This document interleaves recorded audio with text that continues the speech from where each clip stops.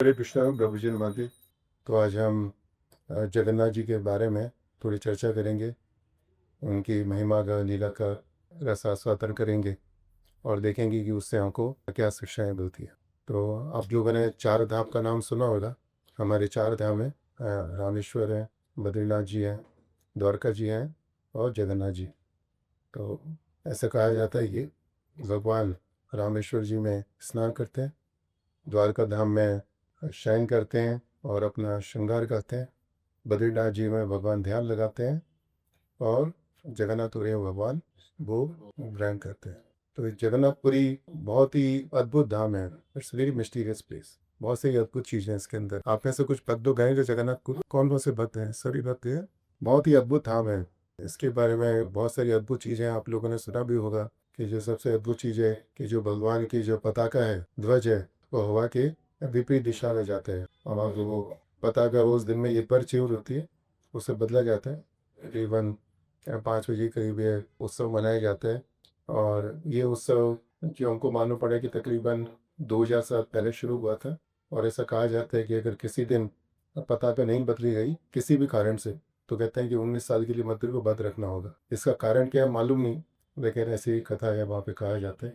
और दूसरा है जो भगवान का जो चक्र है, ये 20 फुट इसका डायमीटर, 20 फुट बहुत बड़ा होता है, इससे लेके 6 मीटर। अच्छा, मुझे बहुत बड़ा होता है। उसका वजन कहते हैं कि 1 टन के करीब उसका वजन है। तो कई हजारों साल पहले जब इसकी स्थापना हुई थी तो उस समय तो क्रेन वगैरह कुछ भी नहीं थी उधर, लेकिन फिर भी कैसे इसको ऊपर लेके गए।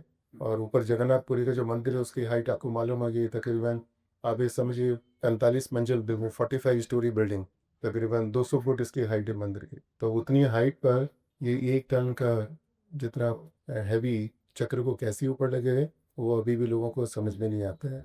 और फिर जगन्नाथ जी के जो मंदिर है उसके ऊपर से कोई भी पक्षी वो नहीं जाते ऊपर से। मंदिर इतना बड़ा है, 200 फीट ऊंचा है, लेकिन फिर भी मंदिर की कभी परछाई नहीं पड़ती उधर।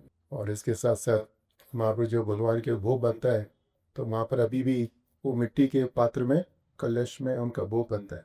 और हम तो किचन में गए नहीं वहाँ पर, लेकिन जो भक्त लोग बताते हैं कि वो 6 या 7 पौधे के ऊपर एक रख के उनको भोग बनाया जाता है भगवान जी का। और जो सबसे ऊपर पॉट है, पात्र है, उसमें सबसे पहले चावल पकते हैं और सबसे नीचे बाद में पकते हैं। कैसे होते हैं मालूम नहीं है। और जो विश्व में सबसे बड़ी किचन का है, किचन फैक्ट्री जहाँ पर भोग बनता है, वो लगता है जगन्नाथ जी के है। और कहते हैं तकरीबन एक एकड़ के अंदर वो जगह है जहाँ किचन है भगवान की, जहाँ पर उनका भोग बनता है। और तकरीबन 1000 के करीब, 1000 के करीब कुक है, भोजन बनाने वाले सेवादारी है जो भगवान के लिए भोजन बनाते हैं। और जगन्नाथ जी और भगवान को 56 भोग का भोग लगाया जाता है। क्योंकि ऐसा कहा जाता है कि जब भगवान ने अपने गोवर्धन धारण लीला करी तो उस समय 7 दिन तक भगवान ने कुछ खाया नहीं। और यशोदा माता भगवान को रोज 8 बार खाने के लिए देती थी। तो वो 7 दिन तक भगवान को भोग नहीं लगा और यशोदा माता रोज भगवान को 8 बार ही खाने के लिए देती थी। तो 8 गुणा 7, इस तरह से वो 56 भोग की प्रथा शुरू हुई। तो जगन्नाथपुरी में वहाँ पे रोज भगवान को 56 भोग का अर्पण किया जाता है। जगन्नाथपुरी में रोज भगवान को 6 बार भोग लगता है। बड़े बड़े पात्रों में भोग बन के आते हैं। और भगवान को जहाँ पे भोग बनता है उसमें विशेष चीज़ ये है कि उसके अंदर प्याज लहसुन की बात छोड़ी, भगवान को आलू, टमाटर और चिली, ये इन चीज़ों का भोग नहीं लगता है। और वहाँ पर शायद आटा भी यूज़ नहीं होता।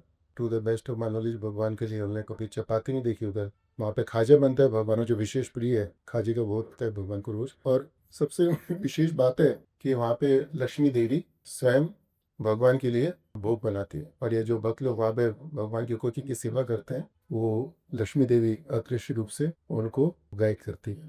तो इस तरह से जगन्नाथपुरी धाम बहुत ही अद्भुत धाम है, बहुत बड़ा धाम, तकरीबन 4 लाख स्क्वायर फीट उसका है। और वहाँ पे 4 द्वार हैं, जैसे आप लोगों ने सुना होगा। एक हाथी द्वार है, फिर हाथी द्वार है, फिर घोड़ा द्वार है, फिर बाघ द्वार है, फिर सिंह द्वार है, which is the main gate, जहाँ से ईस्ट का गेट है, जहाँ से भगवान के मंदिर में प्रवेश होते हैं। वैसा भी होता है, ऐसे भी वहाँ पर हनुमान जी के वहाँ पे विग्रह है। और भक्त लोग बताते हैं कि Hanuman ji is there as a protector of the temple, मंदिर की रक्षा करते हैं। और विशेष रूप से कि मंदिर का जो वातावरण शांत बना रहे, तो उसके लिए हनुमान जी क्या करते हैं, जो समुद्र का शोर है, जगन्नाथपुरी मंदिर के चारों तरफ समुद्र है, तो उसमें बहुत तेज लहरों की आवाज़ आती। लेकिन जैसे हम मंदिर में प्रवेश करेंगे वो लहरों की आवाज़ नहीं आती। तो जगन्नाथपुरी खुद और उस मंदिर का ध्यान रखते हैं वहाँ पर। और स्नान यात्रा जगन्नाथपुरी के अंदर बहुत बड़ा उत्सव होता है रथ यात्रा से पहले। तो स्नान यात्रा वह दिन है जिस दिन जगन्नाथ भगवान प्रकट हुए थे। आपको मालूम है जगन्नाथ भगवान को किसने प्रकट किया था? इंद्रधूम महाराज ने उनको प्रकट किया था। जब वो तीनों विग्रह बनकर तैयार हो गई थी तो उसके बाद में जो प्रथम दिवस था विग्रह को स्थापित करने से पहले जैसे लोग अभिषेक करते हैं उसी तरह से इंद्रधूम महाराज ने जब उनका अभिषेक किया था तो उसको स्नान यात्रा के दिन से जाना जाता है। और स्नान यात्रा के दिन जो विशेष बात है कि भगवान को तो क्या प्रोसेशन में लेके आते हैं, और लेकिन इसके साथ साथ जो सबसे बड़ी विशेष बात है कि वहाँ पर एक सोना कुआं है। सोना कुआं मतलब कई बार लोग सोना कुआं भी बोलते हैं, लेकिन सोना कुआं मीन्स कि वही वो कुआं पूरे साल में सिर्फ एक बार यूज होता है और वो स्नान यात्रा के दिन यूज होता है। तो उस दिन भक्त लोग भगवान के लिए 108 कलश में जल भर के लेके आते हैं भगवान के अभिषेक के लिए। तो भगवान को बहुत ही धूमधाम से वहाँ पे भगवान का अभिषेक किया जाता है और अभिषेक काफ़ी समय के लिए चलता है। तो अभिषेक के बाद में भगवान लीला दिखाते हैं कि मेरे को इतने समय तुमने मेरे को जल में रखा तो अभी मेरे को बुखार हो गया है। तो उस समय भगवान लीला दिखाते हैं जिसमें भगवान कहते हैं कि अभी मैं बीमार हो गया। तो उसके बाद में भगवान 14 दिन के लिए दर्शन नहीं देते हुए, तो 14 दिन के लिए भगवान को भोग भी अर्पण नहीं किया जाता। 14 दिन के अंदर भगवान को सिर्फ जड़ी बूटियों का भोग लगता है और कहते हैं भगवान को इंजेक्शन दिए जाते हैं जड़ी बूटी के लिए। और ऐसा कहते हैं कि 14 दिन के अंदर जो इन्फेक्शन है वो ख़त्म हो जाता है। तो अभी कुछ समय पहले हम पढ़ रहे थे कि जब कोरोना हुआ था डॉक्टर्स लोगों ने बोला कि जिनको कोरोना का इन्फेक्शन हुआ है उनको 14 दिन का क्वारंटाइन करने का है। तो उस समय बहुत सारी चीज़ें पढ़ने को मिली कि जो 14 दिन का क्वारंटाइन है कि 14 दिन के लिए किसी को बुखार हो गया तो 14 दिन के अलग रखना होता है। तो ये अभी की बात नहीं है, ये पहले की परंपरा है। जगन्नाथ जी के समय से परंपरा चली आ रही है कि उनको बुखार हुआ उनको 14 दिन के लिए अलग रखना पड़ा है। तो 14 दिन के लिए भगवान अलग रहते हैं, वहाँ पर भक्तों को दर्शन नहीं देते। सिर्फ जो मंदिर के सेवक हैं वही भगवान का दर्शन कर सकते हैं, उनकी सेवा करते हैं। और 14 दिन के लिए जो भक्त लोग जगन्नाथपुरी जाते हैं वो किधर जाते हैं दर्शन के लिए? क्योंकि भगवान तो दर्शन देते नहीं है। वो किधर दर्शन देते हैं भगवान? हाँ, अलारनाथ में अनदर वेरी फेमस प्लेस कि जो वहाँ की विग्रह है वो ब्रह्मा जी ने स्वयं प्रकट करी थी। वो चैतन्य महाप्रभु 18 साल तक अपने जीवन काल में सबसे ज्यादा समय चैतन्य महाप्रभु जगन्नाथपुरी में रहे थे, 18 साल तक। तो वह रोज मंदिर में भगवान के दर्शन करने को जाते थे। भगवान जगन्नाथ से उनका वियोग उनको नहीं देखना। चैतन्य महाप्रभु कहते ना युवा ये तम निमेषेण, कि अगर एक क्षण जगन्नाथ जी को नहीं देखे तो लगता था कि युग बीत गया। तो 14 दिन जगन्नाथ जी के दर्शन की करे बिना निकालना उनके लिए संभव नहीं था। तो फिर भगवान उनको बोला कि अभी 14 दिन के लिए तुम अलारनाथ जाके वहाँ के मेरे दर्शन करना। तो 14 दिन के लिए चैतन्य महाप्रभु और अलारनाथ जाके भगवान का दर्शन करते थे।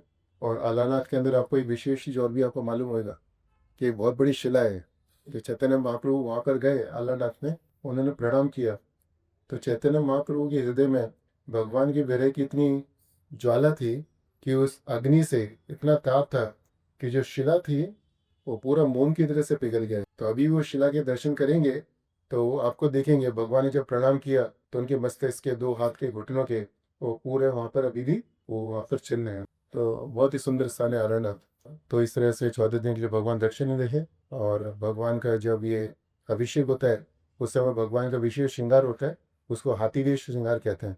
कि जगन्नाथ जी और बलराम जी दोनों के जो हाथी वेश की पोशाक है वो धारण कराई जाती है और सुभद्रा जी को जो कमल का रूप है उसकी पोशाक उनको धारण कराई जाती है। और तो इस तरह से ये स्नान यात्रा का उत्सव मनाया जाता है। तो जगन्नाथ जी की रथ यात्रा आएगी, उसके बारे में और बनते हुए भी चर्चा कर सकते हैं। लेकिन आज हम आपको जगन्नाथ जी को बारे में 3 चीज़ें बताएंगे विशेष रूप से कि जगन्नाथ जी को महावदान्य कहते हैं। हम कहते हैं कि जगन्नाथ जी बहुत ज़्यादा दयालु हैं। तो भगवान अपनी करुणा अलग अलग रूप में दिखाते हैं। तो जगन्नाथ जी की करुणा बहुत सारे रूप में प्रकट होती है, अनगिनत रूप में प्रकट होती है। तो हमको तो सब रूप मालूम नहीं, लेकिन कुछ 3 चीज़ों के बारे में सोचा तो जगन्नाथ जी अपनी करुणा 3 तरह से दिखाते हैं। कि सबसे पहले जो भगवान अपनी करुणा दिखाते हैं वह है रथ यात्रा है। ये रथ यात्रा भगवान की करुणा का स्वरूप है, क्योंकि जगन्नाथपुरी एक ऐसा मंदिर है जहाँ पर भगवान की अर्चा विग्रह है लेकिन उत्सव विग्रह नहीं है वहाँ। जैसे सभी मंदिरों में आपने देखा होगा भगवान की अर्चा विग्रह होती है और साथ साथ में उत्सव विग्रह होती है। तो अर्चा विग्रह अपनी जगह पे रहती है हमेशा। जैसे आप बॉम्बे में जाएंगे राधा गोपीनाथ मंदिर में अर्चा विग्रह अपनी जगह पे हमेशा विद्यमान रहती है। उत्सव विग्रह वो जगह जगह उत्सव भी ली जाती है। लेकिन जगन्नाथपुरी ऐसा धाम है कि जहाँ पर भगवान की जो अर्चा विग्रह जो इतनी विशाल मूर्ति है विग्रह वह स्वयं मंदिर से बाहर आती है। साल में एक बार मंदिर से बाहर आती है। और ये शिला प्रभुपाद की कृपा है कि उन्होंने पूरे विश्व में जगह जगह जगन्नाथ की रथ यात्रा को शुरू किया। जब शिला प्रभुपाद जो है जगन्नाथपुरी की रथ यात्रा को विदेश में शुरू किया तो उस समय बहुत सारे लोगों ने उसका विरोध भी किया है कि ये रथ यात्रा तो सिर्फ ये उड़ीसा में होनी चाहिए। लेकिन फिर प्रभुपाद जी ने क्या बोला? प्रभुपाद जी ने बोला कि ये जगन्नाथ का अर्थ है जगत के नाथ है, ये उड़िया नाथ नहीं है। So don't restrict Jagannath to Oriya only है। तो इस तरह से प्रभुपाद जी ने विदेशों में जगह जगह जगन्नाथ जी की रथ यात्रा शुरू करी है। और आश्चर्य की बात है 55 साल पहले भी वहाँ पे जगन्नाथ जी की विग्रह, जगन्नाथ बलदेव सुभद्रा की विग्रह सैन फ्रांसिस्को में पहुंची थी। किस तरह से पहुंची है मालूम नहीं है, लेकिन प्रभुपाद जी के शिष्य थे श्याम सुंदर प्रभु, एक बार प्रभुपाद जी के पास पहुंचे तो प्रभुपाद जी को बहुत उत्सुकतावश उन्होंने जगन्नाथ जी का छोटा स्वरूप है वो दिखाई। तो प्रभुपाद जी देखो ये मैं आपके लिए क्या लेके आऊँ। तो प्रभुपाद जी ने देखे, जैसे देखा जगन्नाथ जी को तुरंत उन्होंने प्रणाम किया। तो प्रभुपाद जी ने उसके बाद में श्याम सुंदर प्रभु से पूछते कि भाई ये कहाँ से मिले तुमको? वो कहते हैं मेरी, ये तो मेरी वाइफ मालती देवी लेके आई है। तो प्रभुपाद जी ने उनको बुलाया मालती जी को कि अच्छा इधर आओ। तो मालती जी इधर आएगी। प्रभुपाद जी ने बोला कि भाई ये कहाँ से मिला? ऐसे ऐसे हमको स्टोर से मिला। तो प्रभुपाद जी ने बोला कि जिस स्टोर से तुमको ये मिले हैं जगन्नाथ जी, उसी स्टोर में दोबारा जाओ, वहाँ पर तुम्हें दो ऐसे ही रूप और मिलेंगे। तो फिर वो वहाँ पर गए स्टोर में तो देखा कि वहाँ पर जगन्नाथ जी के जैसा ही वहाँ पर उतर बलराम जी भी थे और सुभद्रा भी थी। तो वो दोनों वहाँ पे लेके आए और प्रभुपाद जी ने फिर वहाँ पे भक्त को बोला कि जैसी ये छोटी सी विग्रह है इसी के हिसाब से बड़ी विग्रह बनाने के लिए। तो बड़ी विग्रह बनाई गई वहाँ पे जगन्नाथ बलदेव सुभद्रा की। तो सैन फ्रांसिस्को में जो सबसे पहली रथ यात्रा हुई वो 1967 को 9 जुलाई को हुई थी। और उसके बाद से विदेश में जगह जगह प्रभुपाद जी की कृपा से रथ यात्रा होती है। हमारे अबू धाबी में रथ यात्रा करते हैं हम लोग। ये 7 जुलाई को रविवार है, उस दिन भी जगन्नाथ जी की कृपा से वहाँ पे रथ यात्रा करेंगे। तो उसके लिए पहले रथ है हमारे पास, अबू धाबी में ऑलरेडी रथ है, लेकिन इस बार विशेष रूप से उड़ीसा में वहाँ पे रथ का निर्माण हो रहा है। वो इतना बड़ा रथ नहीं होएगा क्योंकि अबू धाबी में रिस्ट्रिक्शन है, लेकिन फिर भी वहाँ पे एक अच्छा घोड़े रथ का निर्माण हो रहा है। उसको वहाँ से अबू धाबी लेके आएंगे और फिर वहाँ पर जगन्नाथ जी के पास से रथ यात्रा करेंगे उधर। कुछ साल पहले रथ यात्रा करी थी, उस समय हमको बड़ा हॉल मिला था। तो उस समय तकरीबन 4,500 भक्त लोग आए थे। तो सुबह से शाम तक वहाँ पे जगन्नाथ जी के रथ यात्रा का उत्सव था। और उसी दिन हमने स्नान यात्रा भी करी थी सुबह। और जैसे पुरी के अंदर 108 कलश में जल लेके आए जाते हैं, उसी तरह से हम लोग 108 कलश लेके आए थे वहाँ पर। तो 108 कलश में जल भरकर हमने भगवान का महाअभिषेक किया था सुबह सुबह। उसके बाद भगवान की लीलाएं वगैरह वहाँ पे दर्शाई थी, नृत्य हुआ था और बाद में उसकी रथ यात्रा हुई थी। तो इस तरह से रथ यात्रा एक बहुत ही विशेष उत्सव है। और जैसा आपको मालूम है कि अक्षय तृतीया के दिन ये रथ का निर्माण शुरू होता है और तकरीबन 200 से ज़्यादा कारीगर लोग भगवान के रथ का निर्माण करते हैं। तो 3 रथ बनाए जाते हैं, जगन्नाथ जी का, बलदेव जी का, सुभद्रा जी का। जब भगवान की रथ यात्रा होती है तो सबसे आगे किसका रथ होता है? बलदेव जी का। उसके पीछे सुभद्रा जी का, फिर उसके बाद में कृष्ण भगवान का। Krishna is very humble, he doesn't want to be in the forefront. हम लोग हमेशा सबसे आगे रहना चाहते हैं, लेकिन कृष्ण भगवान अपनी लीला में दिखाते हैं जगन जी की रथ यात्रा में, no I have to be at the last, सबसे पीछे रहूंगा मैं। तो सबसे आगे कौन रहते हैं? बलराम जी। बलराम जी कौन है? अपने गुरु का स्वरूप है। तो इस तरह से जगन्नाथ जी की रथ यात्रा होती है। तो खैर इसमें जगन्नाथ जी की रथ यात्रा में भगवान की करुणा के क्या स्वरूप मालूम पड़ता है हमको कि जगन्नाथ जी की रथ यात्रा के दिन कृष्ण भगवान स्वयं अपने घर से निकलकर बाहर आते हैं लोगों को दर्शन देने के लिए। तो ऐसा भगवान क्यों करते हैं? क्योंकि जब भगवान कहते हैं पिता मस्त जब तो माता धाता पिता है, कृष्ण भगवान कहते हैं कि मैं सभी का माता भी हूँ पिता भी हूँ। तो जब कृष्ण भगवान सभी के माता हैं पिता हैं तो हम लोग कौन हुए? भगवान के बच्चे हुए, भगवान की संतान हुए। तो जैसे हम लोग यहाँ पर जैसे धारवाड़ में रहते हैं तो कईयों के माता पिता जैसे हो सकता है कि बॉम्बे में हो, दिल्ली में हो, बेंगलोर में हो, तो समय समय पे लोग अपने माता पिता से मिलने के लिए जाते हैं। लेकिन कई कभी हो सकता है कि बेटा बेटी अपने माता पिता से मिलने के लिए काफ़ी समय तक नहीं जाए, 2 महीना, 4 महीना, 6 महीने, 1 साल, 2 साल। तो फिर माता पिता को चिंता होती है कि मेरा बेटा मुझसे मिलने के लिए 3 महीने, 6 महीने, 1 साल में आता है, अभी काफ़ी समय हो गया मिलने के लिए नहीं आया। तो फिर माता पिता क्या करते हैं? माता पिता वो स्वयं अपने पुत्र पुत्री से मिलने के लिए जाते हैं। तो इसी तरह से जगन्नाथ जी का ये करुणा का स्वरूप है, ये उनकी विशेष करुणा है कि जो लोग भगवान के दर्शन के लिए नहीं जाते, कि बहुत सारे लोग जगन्नाथ जी के मंदिर में नहीं जाते दर्शन के लिए या नहीं जा सकते हैं, जैसे जगन्नाथ जी के मंदिर में कुछ विशेष कैटेगरी के भक्त हैं, जैसे विदेशी भक्त हैं, वो मंदिर के अंदर नहीं जा सकते। तो जगन्नाथ जी के अंदर इतनी करुणा है कि उन भक्तों को दर्शन देने के लिए तो वह स्वयं बाहर आते हैं। और इसके साथ साथ जो मंदिरों में, जैसे अभी हमारे मंदिर में प्रभुपाद जी की प्रथा है, और बहुत सारे मंदिरों में प्रथा है कि जो ब्राह्मण लोग हैं, जो उच्च कुल के लोग हैं, वही भगवान की सेवा कर सकते हैं। लेकिन जगन्नाथ जी के अंदर वहाँ पर एक विशेष वर्ग है, वो उन विशेष वर्ग को निम्न जाति का वर्ग माना जाता है। तो भगवान जी, जगन्नाथ जी सिर्फ उन्हीं से सेवा स्वीकार करते हैं, और वही दैत्य लोग भगवान जी के विग्रह को उनके मंदिर से बाहर लेके आते हैं। The deities are very heavy. आप लोगों ने कभी रथ यात्रा को देखा होगा टीवी के अंदर, तो विग्रह बहुत हैवी होते हैं, और भगवान जी अपनी लीला में दिखाते हैं। वो जो भक्त लोगों ने लीला करी है, जो भगवान के विग्रह को बाहर लेके आते हैं, वो अपना अनुभव भी बताते हैं। वो है कि भगवान की जो विग्रह है, उसका वजन अपने आप कम भी होता है, ज़्यादा भी होता है। जब भगवान कहीं रुकना चाहते हैं तो उनका वजन बढ़ जाता है, सो नोबडी कैन मूव। और उस समय फिर दैत्य लोग भगवान को गाली भी देते हैं, भगवान को कोसते भी हैं, और फिर भगवान कुछ समय वहीं पर अपनी जगह पे रहते हैं। जब भगवान का मन करता है तो उसके बाद में वह आगे बढ़ते हैं। जब चैतन्य महाप्रभु इस धरती पर थे, तो जितने साल वो जगन्नाथपुरी में रहे, उतने साल वह भगवान की रथ यात्रा के समय आगे आगे जाके उनका नृत्य करते थे। तो चैतन्य चरितमृत में आता है कि जब भगवान चैतन्य महाप्रभु नृत्य करते थे, तो उस समय जगन्नाथ जी का रथ वहीं पर रुक जाता था। जगन्नाथ जी वोंट मूव है, लेकिन जगन्नाथ जी भगवान है, और उनके सामने उनका खुद का स्वरूप चैतन्य महाप्रभु नृत्य कर रहे हैं। तो भगवान को अगर नृत्य से प्रसन्न करना है तो कौन प्रसन्न कर सकता है? हम लोग तो प्रयास करते हैं, लेकिन भगवान को उनके नृत्य के द्वारा कोई प्रसन्न कर सकता है तो कौन प्रसन्न कर सकता है? उन्हीं का स्वरूप ही उनको प्रसन्न कर सकता है। कि जैसे बलराम जी को, भगवान को जब सोने के लिए बिस्तर की आवश्यकता होती है, तो हमें से कौन बिस्तर बना सकता है? Nobody can make a bed for Krishna. तो भगवान क्या करते हैं? स्वयं अपना रूप लेते हैं। कौन सा? शेषनाग है, उसमें भगवान की शैया बनती है, तो भगवान उस पर शयन करते हैं। तो क्या एनीवे, जो भगवान की जब जगन्नाथ जी की रथ यात्रा होती है, तो उस समय चैतन्य महाप्रभु स्वयं नृत्य करते हैं, और भगवान जिन जिन भक्तों का सेवा स्वीकार करना चाहते हैं, वहाँ पर वो ठहर जाते हैं। और भक्तों को ऐसा भी बोलते हैं कि जगन्नाथ जी की रथ यात्रा के समय कोई भक्त उनका आलिंगन करता है, जिससे भक्त को आलिंगन करने का अवसर मिले, तो उसकी जो भी इच्छा है वह इच्छा पूर्ण हो जाती है। And that time they can feel भगवान की जो विग्रह है उसको अनुभव भी कर सकते हैं कि कितना दिव्य अनुभव होता है भगवान को स्पर्श करने का। तो पहली चीज तो भगवान की रथ यात्रा है, जिस दिन भगवान स्वयं अपनी करुणा के कारण उन लोगों को दर्शन देने के लिए आते हैं जो लोग मंदिर में नहीं जाते या उनको जाना वर्जित है। और भगवान की जो दूसरी करुणा है वह है उनका प्रसाद है। आपको मालूम है जगन्नाथ जी का प्रसाद किस तरह से भगवान की करुणा है? भगवान जी के प्राकट्य के बहुत सारे कारण हैं, लेकिन उसमें से एक कारण है, जो मुख्य कारण है, वह कारण क्या है कि कृष्ण भगवान चाहते थे कि उनका प्रसाद सभी जीवों को बिना किसी रोक टोके मिले। तो चैतन्य मंगल करके एक किताब है, पुस्तक है, और लोचन दास ठाकुर ने लिखी है।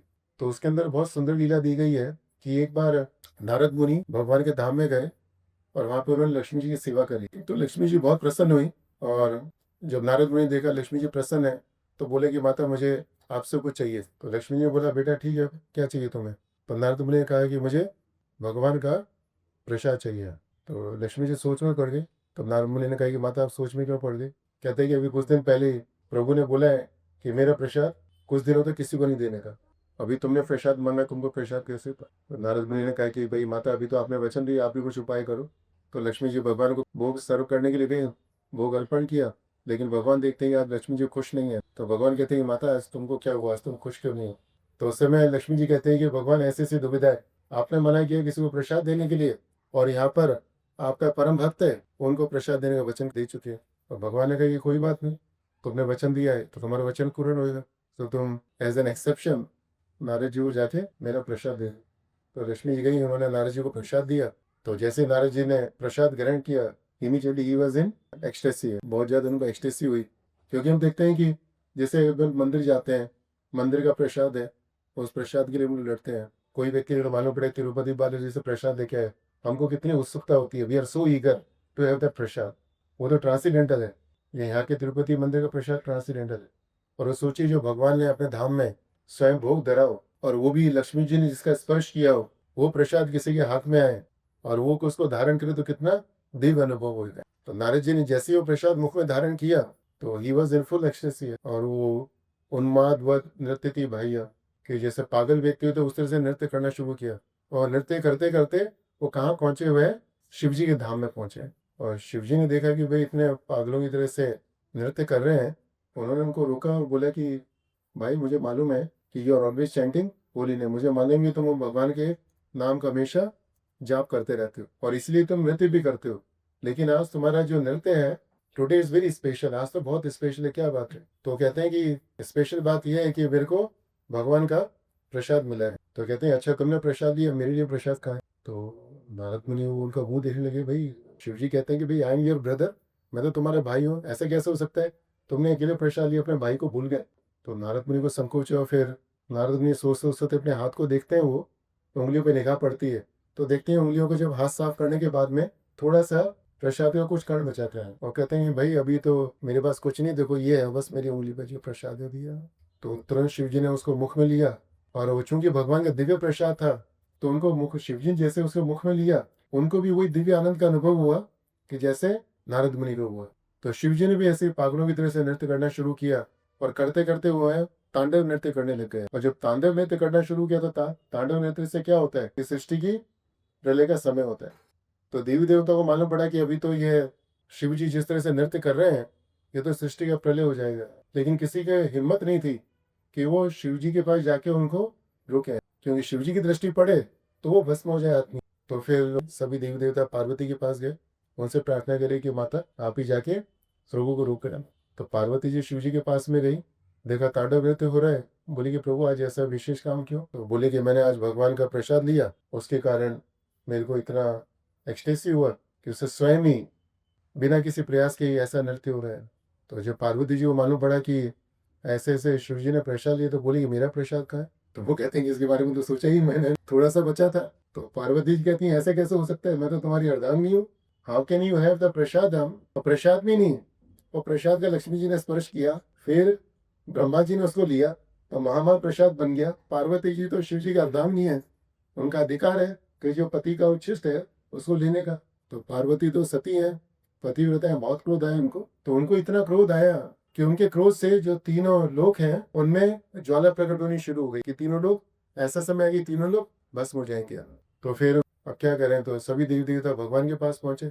भगवान इधर आए पार्वती के पास कि माता क्या हुआ? माता ने बताया कि प्रभु ऐसे ऐसे सब हुआ है।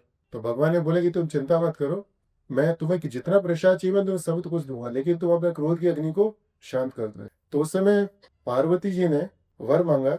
पार्वती जी ने बोला कि प्रभु ये प्रसाद सिर्फ मेरे को नहीं चाहिए, मेरी इच्छा है कि संसार में जितने जीव हैं उनको बिना रोक टोक के आपका प्रसाद मिले। और इस संसार में जितने जीव हैं आप देखा जाए तो खैर भगवान सृष्टि का मूल कारण है, उसके बाद में ब्रह्मा जी हैं, लेकिन शिव जी पार्वती जी को भी सृष्टि का सेकेंडरी क्रिएटर बोला जाता है कि जो देवी शक्ति है।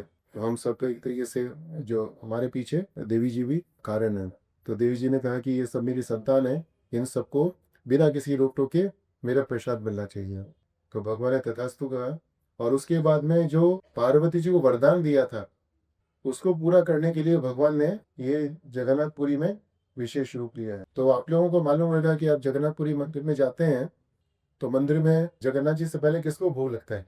देवी जी को भोग लगता है। और वो जो मंदिर है अभी भी जो भगवान का जो मंदिर है उसके प्रांगण में एक बिमला देवी का मंदिर है, आप लोगों ने सुना होगा बिमला देवी का मंदिर है, वहां पर दुर्गा जी का मंदिर है, देवी जी का मंदिर। तो जो भगवान को पहला भोग लगता है वो भोग लगने से पहले वहां पर देवी जी को भोग लगता है और शिव जी को भी भोग नहीं लगता। और बहुत अच्छा भगवान ने फिर शिव जी को बोला कि जब भगवान प्रकट हुए तो उन्होंने देवी जी को बोला कि जो तुम्हारा मंदिर है मेरे मंदिर के प्रांगण में रहेगा, और चूंकि शिव जी ने, तुम्हारे पति ने तुमको मेरा प्रसाद नहीं दिया तो इसलिए उनका मंदिर उनके मंदिर से बाहर होगा।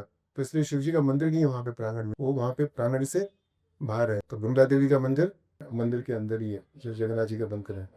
तो इसलिए, और वहाँ पे देखा होगा आपने जगन्नाथपुरी के अंदर आनंद बाजार करके जगह है, आनंद बाजार में जो भगवान को भोग लगाते हैं वही प्रसाद एज इट इज बाहर आता है गरम गरम, और वही सबको एज इट इज वितरण किया जाता है बिना किसी भेदभाव के। और जगन्नाथ जी का जो प्रसाद है वो बहुत शुद्ध रहता है, हमेशा शुद्ध रहता है, कभी भी अशुद्ध नहीं होता है। और वो इतना शुद्ध रहता है कि जो चैतन्य मंडल में दिया गया है और भक्ति पुरुषोत्तम स्वामी महाराज जी बताते हैं कि उसको अगर ये कुत्ता भी, कोई भगवान का जो प्रसाद है अगर कुत्ता मुख में रख ले तो एक ब्राह्मण भी वो कुत्ते के मुख से निकला हुआ प्रसाद खा सकता है, वो कभी अशुद्ध नहीं होता है। और आप लोग जगन्नाथपुरी जाते हैं तो आप लोगों ने देखा होगा कभी कभी कि वहाँ पर वो जो पुजारी लोग हैं, पंडित लोग हैं, वो हमारे लिए प्रसाद लेके आते हैं। तो कभी कभी वो प्रसाद बच जाता है, वो तो वो क्या होता है, वो प्रसाद को फेंकते नहीं है वहाँ पर, वो प्रसाद को वही पंडित लोग खुद खा लेते हैं। वो लोग ये जूठा होगा, अगर हमारी प्लेट में जूठा होगा वो भी उसको वो खुद खा लेते हैं। हम लोग अभी कुछ समय पहले या जगन्नाथ जी के पास दिसंबर में जगन्नाथपुरी गए थे, तो हम लोगों ने वहाँ पर जहाँ पर रुके थे, हमने जगन्नाथ जी का प्रसाद मंगवाया। तो प्रसाद लेने के बाद में कुछ चावल या दूसरी आइटम बच गई थी जो उसको नहीं ले सकते। तो जो जहाँ पे हम रुके थे वहाँ पे उस जगह में कुछ लोग थे जो सेवा करने वाले लोग थे, होटल में जैसे स्टाफ होता है। तो हमने उनको बोला कि प्रभु ऐसे ऐसे जगन्नाथ जी के मंदिर से प्रसाद आया, उसमें से कुछ चावल हैं, जय श्री श्री राधा लील माधव जी की। तो हमने बोला कि ऐसे ऐसे जगन्नाथ जी के मंदिर से प्रसाद आया, उसमें से कुछ चावल दालमा है, आप लेना चाहिए। तो तुरंत वो व्यक्ति बोलते हैं कि नहीं नहीं, ये चावल नहीं बोलने का, ये चावल नहीं है, क्या है, महाप्रसाद है। तो जगन्नाथपुरी के अंदर लोगों के अंदर इतनी श्रद्धा है, वो श्रद्धा हमारे अंदर नहीं है। वहां पर वो लोग हर एक आइटम को, भगवान में जो भी भोग लगता है उसको क्या बोलते हैं, वो चावल महाप्रसाद, दालमा महाप्रसाद, इस तरह से महाप्रसाद महाप्रसाद महाप्रसाद बोलते हैं। और महाप्रसाद क्यों बोलते हैं, क्योंकि अभी हमने आपको बताया कि जब भगवान को भोग अर्पण करते हैं तो वो प्रसाद बन जाते हैं, और भगवान को भोग अर्पण करने के बाद जब उनके भक्त को भोग अर्पण करते हैं तो उसके बाद में महाप्रसाद हो जाता है। तो इसलिए भगवान को भोग लगाया, भगवान को भोग लगाने के बाद में देवी जी को भोग लगाया, विमला जी को भोग लगाया, तो क्या हुआ, वो है महाप्रसाद हो गया। तो ये जगन्नाथ जी की दूसरी कृपा है। और जगन्नाथ जी की जो सबसे विशेष कृपा है, तीसरी कृपा है, वो कृपा क्या है कि भगवान 24 घंटा round the clock without any break वो क्या करते हैं, दर्शन देते हैं। भगवान की जो विग्रह है उसमें जो the most attractive thing, Jagannath ji जो विग्रह है उसके अंदर सबसे ज्यादा जो आकर्षणीय, the most attractive thing is what, उनकी eyes. That's the most beautiful, that's the most attractive feature in the lord's stone. The eyes are complete round है एंड वेरी बिग आईज। और भगवान की आंखें इट्स राउंड, गोलाकार आंखें हैं। तो इसका अर्थ क्या है कि भगवान एक ही समय में ऊपर भी देखते हैं, नीचे भी देखते हैं, लेफ्ट भी देखते हैं, राइट भी देखते हैं, हम लोग नहीं कर सकते हो। और दूसरी विशेष बात है भगवान की, जो उनके कमल लोचन है, कमल के समान नेत्र हैं, कि उनके अंदर पलके नहीं है, तो नो आईब्रोज। तो आईब्रोज नहीं है तो इसका अर्थ क्या है कि भगवान की आंखें कभी भी पलक नहीं झपकते, means he never sleeps. Jagannathpuri मंदिर रात में सिर्फ 2 घंटे के लिए बंद होता है। उस समय हमको ये नहीं सोचना चाहिए कि उस समय भगवान सोते हैं, उस समय भगवान सोते नहीं है। जिस समय मंदिर बंद होता है 2 घंटे के लिए, उस समय क्या होता है, हाँ, देवी देवता लोग आकर भगवान का दर्शन करते हैं। तो जो जगन्नाथ जी की तीसरी करुणा का रूप है वह क्या है कि वह हमको हमेशा दर्शन देते रहते हैं। श्रीमद् भागवतम में 7वें स्कंद के 4थे अध्याय में 24-25 ही 2 श्लोक है, उसमें भगवान बोलते हैं स्वयं, भगवान कहते हैं माँ भेष्ट विभूति श्रेष्ठ सर्वेशा भद्र अस्तु वे मद दर्शनम ही भूतानाम सर्वश्रेयो पकथे। तो उस श्लोक के अंदर भगवान बताते हैं, भगवान देवी ब्रह्मा जी भी थे, तो भगवान सबको बताते हैं कि भगवान के दर्शन की क्या महिमा होती है। बहुत ही सुंदर श्लोक है भागवत के अंदर, पर इसका तात्पर्य भी बहुत सुंदर दिया प्रभुआ जी ने। कब आपको समय हो तो इसका तात्पर्य पढ़िए। तो भगवान कहते हैं कि माँ वैष्णव विभूति श्रेष्ठ, जब देवी देवता लोग हिरण्यकशिपु के आतंक से ग्रस्त हो गए, बहुत ज्यादा भयभीत थे, परेशान थे, तो भगवान के पास जाते हैं। तो भगवान जैसे उनसे बातचीत करना शुरू करते हैं तो भगवान सबसे पहले क्या बोलते हैं, माँ वैष्णव, कहते हैं कि तुम डरो मत। विबुध, भगवान कहते हैं तुम बहुत ज्यादा बुद्धिमान व्यक्ति, भगवान सर्टिफिकेट भी देते हैं कि यू आर वेरी इंटेलिजेंट। माँ बेस्ट विबुध श्रेष्ठ, श्रेष्ठ मतलब कि तुम बहुत ज्यादा श्रेष्ठ हो। और भगवान क्या कहते हैं, मत दर्शनम ही भूताना, कि मेरे दर्शन से ही मतलब सर्टेनली। और भूतानाम, भगवान ये नहीं कह रहे मनुष्य, भगवान कह रहे भूत, जितने भी जीव जंतु, मनुष्य नहीं, जितने भी जीव जंतु हैं, मत दर्शनम ही भूतानाम सर्वश्रेयो पवते, कि जो भी मेरा दर्शन करता है निश्चित रूप से उसका सभी तरह से श्रेय, उसका मंगल ही मंगल होता है। सिर्फ दर्शन मात्र से। अगर कभी हमारे मन में विचार आए कि ऐसा कैसे हो सकता है, तो इसको बहुत सारे उदाहरणों से हम समझ सकते हैं, जो हम भौतिक जीवन में देखते हैं, भौतिक संसार में देखते हैं। कई बार जैसे शरीर के अंदर विटामिन डी की कमी होती है, किसी व्यक्ति के अंदर विटामिन डी की कमी होती है, तो डॉक्टर लोग उसमें क्या बोलते हैं कि आप रोज सूरज जी के सामने जाकर 15 मिनट तक खड़े रहिए। और जो लोग सूरज जी के सामने जाकर 15 मिनट तक खड़े रहते हैं तो क्या होता है, शरीर के अंदर विटामिन डी की कमी खत्म हो जाती है। तो कैसे होता है, कुछ भी नहीं किया, सिर्फ सूरज जी के सामने जाकर खड़े हुए, राइट। और विटामिन डी कैसे शरीर में गया, कैसे गया? सिर्फ हमने दर्शन किया सूरज जी का, सूरज जी के सामने जाके खड़े हुए हम लोग, तो सूरज जी के अंदर शक्ति है कि उन्होंने हमारे अंदर जो चीज़ें कमी है उसको डाल दिया विदाउट एनी एक्सटीरियर मीन्स। और आप देखिए सूरज जी कितना दूर है और हम लोग किधर है, और वो भी सूरज जी की पूरी किरणें नहीं आती हमारे ऊपर, सूरज जी की जितनी किरणें हैं उसका एक अंश मात्र आता है। तो आप सोचिए जो सूरज जी भगवान की एक आंख है, उस आंख से जो रोशनी निकल रही है वो भी कई हजारों लाखों मील दूर है, उस रोशनी का एक अंश हमारे पास आ रहा है, उसके अंदर इतनी शक्ति है।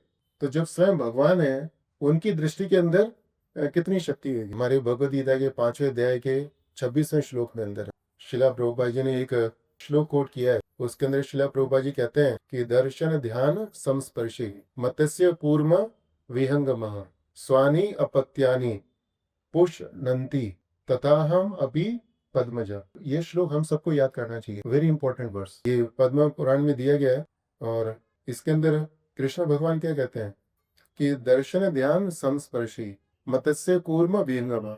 आप लोगों ने श्लोक सुना है ये कभी?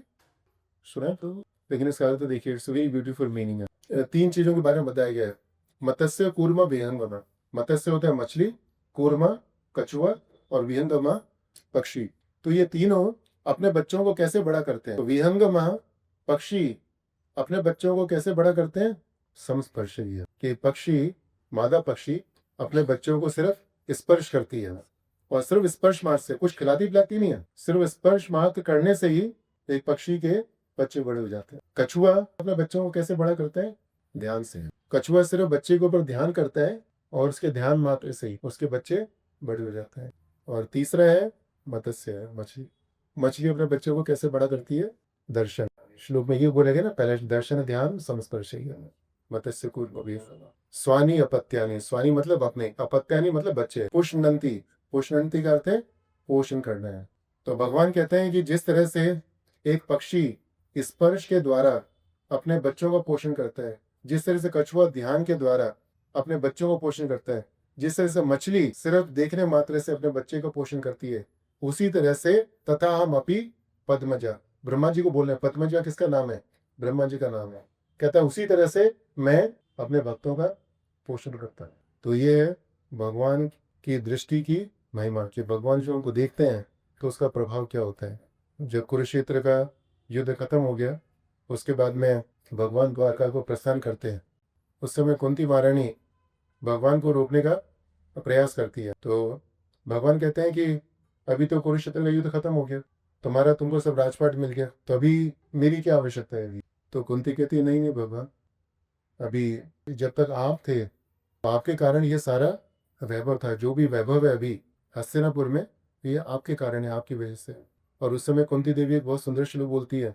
सो कुंती देवी क्या कहती हैं? इमे जन पदः स्वरतः स्वपक्व औषधि विरुद्ध वनाद्री नदी उदनवंत और ही ये दंते तब वीक्षित ही।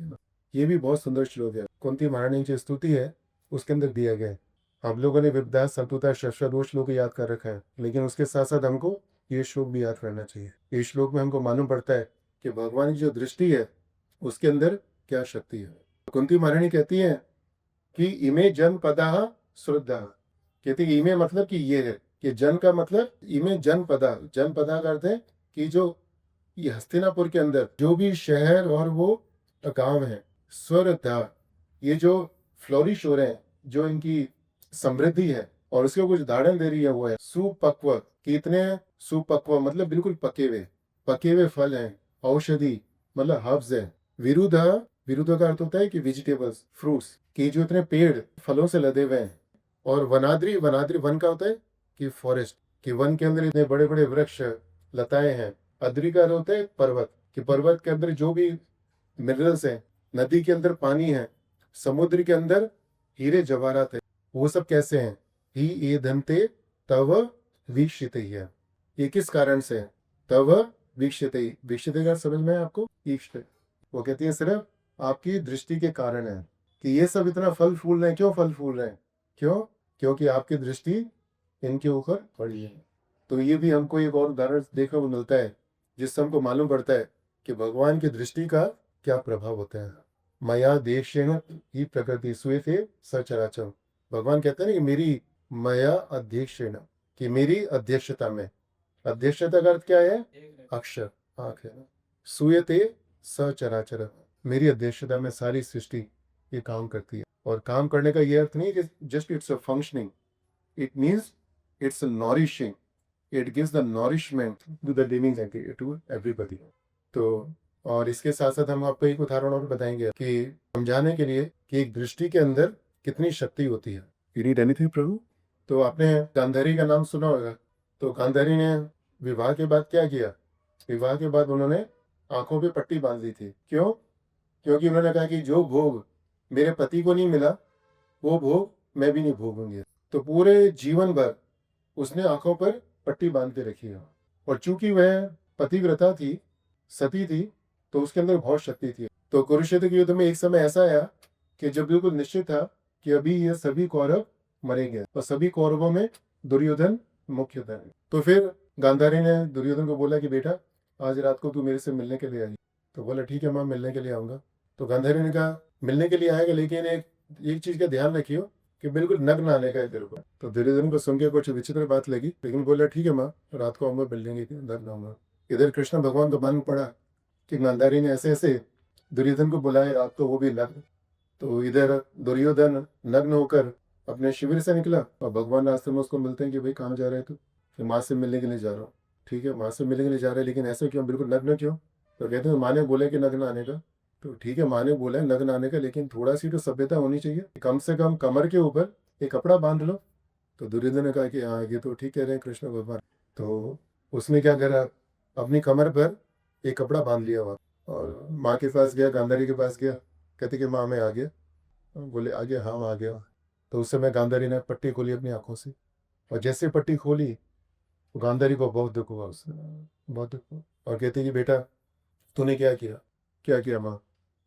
मैंने तेरे को बोला था बिल्कुल नग्न हो के आने थे, तो मैं तो नग्न हो के आया। गांधारी ने बोले कि बेटा लेकिन ये कमर पे पट्टी क्यों बांधी है ना? बोले भी ऐसे कर, कृष्णा ने बोला माया बोले जी अभी तो कुछ कर नहीं सकती मेरी, ये जस्ट गो, अब तुम जाओ यार। तो लेकिन आपको मालूम है गांधारी ने दुर्योधन को नग्न क्यों बुलाया था? क्योंकि उसकी दृष्टि में इतनी शक्ति थी कि दुर्योधन के पूरे शरीर को वज्र बनाना चाहती थी, कि अगर कुंती की दृष्टि दुर्योधन के ऊपर पड़ जाती बिल्कुल नग्न के ऊपर, तो दुर्योधन को कोई नहीं मार सकता था। और इसीलिए दुर्योधन की मृत्यु कैसे हुई? ये जंगा में प्रहार किया था भीम ने उसकी, क्योंकि वो एक अंग था उसका जो कमजोर रह गया था। वो अगर दुर्योधन ने अपनी माँ की बात मानी होती तो उसकी मृत्यु नहीं होती है। तो इससे हमको एक चीज ये भी सीखने को मिलती है कि हमारे जो माता पिता हैं उनकी दृष्टि में बहुत शक्ति होती है। अब भगवान की दृष्टि की बात छोड़िए, जितना शुभ और सुहृद, सुहृद कहते हैं कि विदाउट एनी सेल्फ इंटरेस्ट है, हमारे जो परम सुहृद है इस संसार के अंदर भौतिक जीवन में, सुहृद कौन होता है? जो बिना किसी स्वार्थ के हमारा हित चाहते हैं। माता पिता से बड़ा कोई भी नहीं हुआ है। तो इसीलिए हमारे माता पिता की दृष्टि में बहुत शक्ति होती है, हमको हमेशा याद रखना चाहिए। भगवान की तो बात ही छोड़िए। इसी तरह से जो भगवान के भक्त होते हैं, शुद्ध भक्त होते हैं और गुरुजन होते हैं, उनकी दृष्टि में भी बहुत शक्ति होती है। एक बार प्रभुपा जी बहुत बीमार थे। प्रभुपा जी तो दवाई लेते नहीं थे कुछ भी, है वैदिक उपचार वगैरह होता था, लेकिन कुछ काम नहीं आ रहा था। तो प्रभुपा जी ने अपने शिष्यों को क्या बोला मालूम है? उन्होंने अपने शिष्यों को क्या बोला? प्रभुपा जी ने अपने शिष्यों को बोला कि मुझे उठाओ and just throw me in front of my guru Maharaj. Prabhupada ji ने बोला मुझे उठाओ और मुझे मेरे गुरु महाराज के सामने पटक दो। ऐसा कोई वक्त ने बताया था। देखिए क्यों? क्योंकि जो गुरुजन होते हैं उनकी दृष्टि में भी बहुत शक्ति होती है। तो इसलिए हमको प्रयास करना चाहिए कि हम जब मंदिर में जाएं तो भगवान की दृष्टि हमारे ऊपर पड़े। हम लोग जब मंदिर जाते हैं, मंदिर किस लिए जाते हैं? चाहिए प्रभु जी माता ये चीज बताइए। हम लोग मंदिर जाते हैं, हम मंदिर किस लिए जाते हैं? भगवान के दर्शन करें। कभी कभी हम बोलते हैं I am going to see the doctor, हम कहते हैं ना कि I am going to see the doctor. तो जब डॉक्टर के पास जाते हैं हम लोग, तो उस समय क्या होता है? हम डॉक्टर को देखते हैं या डॉक्टर हमें देखता है? हाँ, जब बीमार व्यक्ति डॉक्टर के पास जाता है तो वह डॉक्टर को देखेगा तो उससे उसको आराम नहीं पड़ेगा, उसकी बीमारी ठीक नहीं होगी। बीमारी कब ठीक होगी? बीमारी कब ठीक होगी?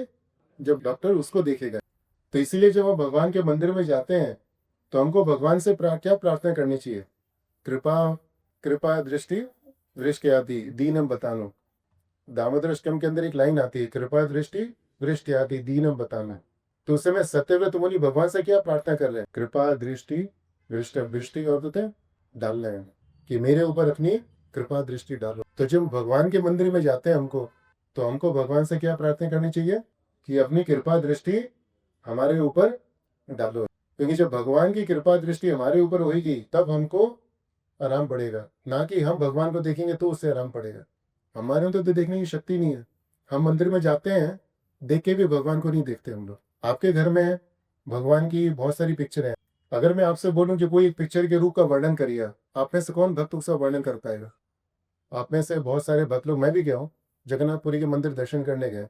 अगर आपसे बोला जाए कि आपने भगवान के दर्शन किए जगन्नाथ जी के, उनके रूप का वर्णन करिए। चलिए, कौन से कलर की पोशाक थी, कौन से कलर का कुंडल था, याद है हमको? उनकी बात छोड़िए, घर में ही रोज हमारे घर में इतनी सारी पिक्चरें हैं, उनको रोज देखते हैं हम लोग। देख के भी नहीं देखते हम देख के भी नहीं देखते, क्योंकि मन होता ही नहीं हमारा उधर। तो हमको लगता है कि हम भगवान के दर्शन करने जा रहे हैं, नहीं, मन तो होता ही नहीं है। जब मंदिर जाते हैं तो हमको आनंद इसलिए नहीं मिलता कि हमने भगवान के दर्शन किया, आनंद इसलिए मिलता है कि भगवान ने अपनी दृष्टि हमारे ऊपर डाली। एक बार एक सूरदास बाबा थे, वो रोज बांके बिहारी जी, ये सत्य घटना है प्रभु, कुछ समय पहले की। तो वहां पर वो रोज बांके बिहारी जी के मंदिर में दर्शन करने के लिए जाते थे। सूरदास मतलब जिनको आंखों से दिखता नहीं था, वह मंदिर में दर्शन करने के लिए जाते थे। तो दिल्ली से कुछ लड़के गए वहां पे, कुछ दिन के लिए वृंदावन रुके थे। तो देखते कि रोज बाबा मंदिर में आते हैं, बिहारी जी के मंदिर में अंदर जाते हैं, बाहर आ जाते हैं। तो एक दिन उन्होंने बाबा को बोला कि बाबा, आप रोज यहाँ पे मंदिर में आते हो, जहाँ अंदर जाते हो बाहर आ जाते हो, लेकिन आपकी तो आंखें नहीं है, तो फिर आप इसलिए मंदिर आते हो? तो कहते हैं कि बेटा, मैं मंदिर इसलिए आता हूँ कि बिहारी जी देख लें कि उनका दास आकर हाजिरी लगा गया है, कि मैं इसलिए आ रहा हूँ कि भगवान देख लें कि उनका दास आया है अटेंडेंस देने के लिए, मतलब मंदिर में आया है दर्शन करने के लिए। तो आपको समझ में आया प्रभु ये बातें कि हम भगवान के मंदिर जाते हैं तो हमको हमेशा ध्यान रखना चाहिए कि हम कुछ समय मंदिर में रहें। अभी हमने आपको बता दिया कि हमको आनंद कैसे मिलता है, कि भगवान जब हमको देखते हैं तो हमको आनंद मिलता है। लेकिन अभी हमको क्या करना चाहिए, अगर हमको सीख लेने इस बात से कि हम मंदिर में जाएं तो कुछ समय मंदिर में बिताएं। हम लोग डॉक्टर के पास जाते हैं, how many hours we spend in the queue with the doctor. हम डॉक्टर के पास जाते हैं, सबका अनुभव है, कितने घंटे हम लोगों ने बिताए डॉक्टर के पास, एक बार नहीं, दो बार नहीं, कई बार। लेकिन आप सोचिए, जब मंदिर में जाके बैठते हैं हम लोग, तो how many hours we spend in the temple, कितने घंटे हम लोग मंदिर में बैठते हैं हम लोग? 1 मिनट, 2 मिनट, 3 मिनट, कितने, 4 मिनट? नहीं, ऐसा नहीं। मंदिर में हम क्यों बैठते हैं वहां पर? कि जिससे भगवान को थोड़ा समय मिलेगा, तो हो सकता है हमारे ऊपर भी कृपा दृष्टि डाल रहे हैं। आप लोगों ने सुना होगा कि चैतन्य महाप्रभु रोज जाते थे जगन्नाथपुरी में भगवान के दर्शन करने के लिए, और सिंह द्वार के बाहर कई घंटों तक खड़े होते थे, सबसे पीछे खड़े होते थे वो। अब कई घंटों तक क्यों खड़े होते थे वहां पर? क्योंकि वो अपने आप को इतना अयोग्य मानते थे। वो कहते थे, मैं तो दीनहीन हूँ, कि मेरी कुछ योग्यता ही नहीं कि भगवान मेरे ऊपर दृष्टि डालें, और मेरे से पहले जो भी लोग आए हैं, भगवान को चाहिए कि इनके ऊपर दृष्टि डालें। तो अपनी दीनता के कारण कई कई घंटों तक वो गरुड़ स्तंभ है वहां पर एक ही स्थिति में वो खड़े रहते थे। वो क्यों? क्योंकि जिससे भगवान की दृष्टि उनके ऊपर पड़ जाए। और हम लोग जाते हैं मंदिरों में तो क्या करते हैं हम लोग? बस अंदर जाते हैं, बाहर आते हैं, इन एंड आउट। वो कहते हैं इन एंड आउट्स, बोर्ड अब होता है इन, अंदर गए, आउट, बाहर है। वो ठीक है, मंदिर में रश होता है, कई कई बारी खड़ा नहीं होने देते, लेकिन क्या करना चाहिए? दर्शन करके आ गए, बाहर मंदिर में रहे, वहां कर हाँ चाहिए, दूर बैठे हैं, लेकिन मंदिर में समय बिताए वो। तो भगवान भावग्राही है, भगवान हमारे भाव को देखते हैं। ठीक है प्रभु की माता। इस समय यात्रा का उत्सव आ रहा है, उनके रथ यात्रा का उत्सव आ रहा है, तो उसके संबंध में हमने जगन्नाथ जी की कृपा का वर्णन किया कि जगन्नाथ जी की कृपा कई रूप में प्रकट होती है। एक पहला रूप बताया रथ यात्रा, फिर दूसरा बताया उनका प्रसाद, और तीसरा है उनकी दृष्टि। ठीक है प्रभु जी माता जी। तो अभी हम कथा को यहीं पे विराम देंगे, और किसी भक्त को कुछ प्रश्न और संदेह हो। यूसल एकादशी और जगन्नाथपुरी पुरी के बारे में आप इतना कथा वाला पढ़ते वहाँ पे एकादशी फॉलो नहीं करते हम लोग, तो what is the reason behind it? तो प्रभु बहुत संक्षिप्त में बताऊंगा मैं, कि अभी नीचे 2 भक्त और भी हैं। निर्जला एकादशी को पांडव निर्जला एकादशी को बोले जाते हैं। तो उस दिन ऐसा कहते हैं कि जिस भी व्यक्ति ने पूरे साल के अंदर एकादशी को किसी तरह से नहीं कर पाए, भंग कर दिया, कि एकादशी के दिन अन्न को ग्रहण कर लिया, तो उस व्यक्ति को निर्जला एकादशी का व्रत करना चाहिए, और उस दिन उसको जल भी ग्रहण नहीं करना चाहिए। तो ऐसा करते हैं तो जो एकादशी के दिन अन्न ग्रहण करने का दोष समाप्त हो जाता है। और फिर जो भीम थे, तो भीम का स्वभाव तो खाए बिना नहीं रह सकते थे। तो भगवान ने बोला कि चलो तुम 364 दिन खाने का कम से कम एक दिन तुम कुछ भी खाने पीने का नहीं। तो वो निर्जला एकादशी के बारे में प्रभु, ठीक है। और लेकिन एक चीज़ ये भी कि प्रभु, अगर आपका स्वास्थ्य अच्छा नहीं है, आपको बीपी है, शुगर है, तो आपको निर्जला एकादशी नहीं करने का, ठीक है। आप अनाज, देखिए ये अनाज ग्रहण नहीं करने का, दैट्स द मेन थिंग। फिर दूसरा प्रश्न था कि हाँ, जगन्नाथपुरी के अंदर ये भगवान की कृपा है कि nobody is required to fast है, कि किसी को फास्टिंग की आवश्यकता नहीं है। लेकिन प्रभुपाद जी ने बोला है कि हमको एज एन वैष्णव, अगर हम जगन्नाथपुरी में हों तो हमको जो अपना नियम है उसका पालन करना चाहिए, और जो प्रसाद मिलता है उसको हमको उठा के रखना चाहिए और उसको अगले दिन ग्रहण कर सकते हैं। तो ऐसा प्रभुपाद जी ने बोला। जो वहाँ के निवासी हैं वो लोग नहीं करते, ठीक है प्रभु, ये उनका भाव है। लेकिन प्रभुपाद जी ने जो बोला हमको उसका अनुकरण करना चाहिए। तो हम लोग वहाँ पे जगन्नाथपुरी में होते हैं तो we fast on the Ekadashi day, next day हम उसका प्रसाद रहती है, ठीक है प्रभु। हाँ, एनीबॉडी। हमारा परम सौभाग्य है जी, आप अभी से आए, आपके मुकाबले से जगन्नाथपुरी के बारे में हमने सुना। साक्षात ऐसा लगा जगन्नाथ धाम के दर्शन हो रहे हैं कौश। रोज जी जगन्नाथपुरी को पुरुषोत्तम क्षेत्र भी कहा जाता है। बोलिए इस बारे में तो बताइए आप कुछ। प्रभु इसके बारे में कोई विशेष घटना नहीं पढ़ी मैंने, बस कृष्ण भगवान के दूसरा नाम है पुरुषोत्तम, कि सभी पुरुषों में सबसे ज़्यादा उत्तम है, उसके लिए उसको पुरुषोत्तम क्षेत्र भी कहा जाता है। उसको शंख क्षेत्र भी कहा जाता है क्योंकि उसका जो आकार है वो शंख के समान है। नीलाचल धाम भी कहा जाता है। तो बहुत सारे अलग अलग नाम है प्रभु उसका, ठीक है। ऐसे आपने बताया कि अबू धाबी में आप रथ यात्रा कर रहे हैं। ऐसे मुस्लिम प्रधान देशों में जो भी सड़क हैं, तो कैसे आप रथ यात्रा करते हैं? पब्लिक में करते हैं या प्राइवेट में करते हैं, या आपको कुछ कठिनाइयाँ हैं? आप इतने मुश्किल सिचुएशन में रहते हुए भी भक्ति में इतने प्रगति कर सकते हैं, और हम लोगों को हर एक चीज यहाँ पर अवेलेबल है, फिर भी हम लोग इसका कोई ये नहीं है, हम लोगों को इसका कोई ये नहीं है। इसके बारे में आप थोड़ा बताएंगे तो हम जैसे लोगों को। तो प्रभु वहाँ पर सबसे पहली चीज़ तो जगन्नाथ जी की कृपा है, उनकी इच्छा थी कि वहाँ पे रथ यात्रा हो। तो अभी नहीं, बहुत सालों से रथ यात्रा हो रही है, और वहाँ पर हम लोग ओपनली रोड पे नहीं कर सकते रथ यात्रा, लेकिन हम लोग एक हॉल लेते हैं। वो बहुत बड़ा हॉल है। जैसे आपको बताया था कुछ साल पहले रथ यात्रा करी थी तो तकरीबन 4,500 लोग थे। It was a floating crowd, लोग अंदर आ रहे थे जा रहे थे बाहर। और इस बार भी जो रथ यात्रा करेंगे वहाँ पर भी काफ़ी संख्या में लोग आएंगे, तो वहाँ पे रथ यात्रा करेंगे। तो प्रभु हम लोग ओपनली नहीं करते, हम लोग क्लोज डोर करते हैं, एक बड़े से हॉल के अंदर वहाँ पे रथ यात्रा करते हैं, ठीक है। तो चलिए आप मेरे को 2 या 3 चीज़ें बताइए, which are the take away, जो आपने कथा में आपने जो सीखा। तो 2-3 चीज़ें बताइए, एक एक लाइन बोलिए, आपको क्या संदेश मिला आपको कथा से। तो जो चीज़ बताया कि दरअसल रथ यात्रा और इसका एक बैड प्रसाद का सिग्निफिकेंस। नहीं, उसमें से वो तो कैटेगरी है, but within that any one thing you want to put into practice. मंदिर में आते हैं तो दर्शन के लिए आते हैं, तो मंदिर में आते हैं तो दर्शन में हमें और ज़्यादा समय बिताना चाहिए। मंदिर में थोड़ी समय बैठना चाहिए जिससे भगवान हमारे ऊपर अपनी दृष्टि डाल सके। जगन्नाथपुरी में जो जगन्नाथ मंदिर होता है वो रात को सिर्फ 2 घंटे बंद होता है, और वो 2 घंटे में देवता लोग आके दर्शन करते हैं। हरी बोल, वेरी गुड बेटा। तो इसका अर्थ क्या है कि जगन्नाथ जी इतने दयालु हैं कि वो कभी भी विश्राम नहीं करते हैं, शयन नहीं करते हैं। और प्रभु वही अपन बताया जो प्रसाद क्यों बोला जाता है, वो बहुत अच्छा लगा। प्रसाद से पहले भगवान को ऑफर होता है, फिर देवी बिरला देवी को ऑफर होता है, फिर उसको प्रसाद होता है। महाप्रसाद कि जब भी हम लोग जगन्नाथपुरी जाएं, वहाँ से जो प्रसाद लेके आए, आप कोशिश करिए कि जितने ज़्यादा लोगों को बांट सकते हैं आप उतने ज़्यादा लोगों को बांटिए।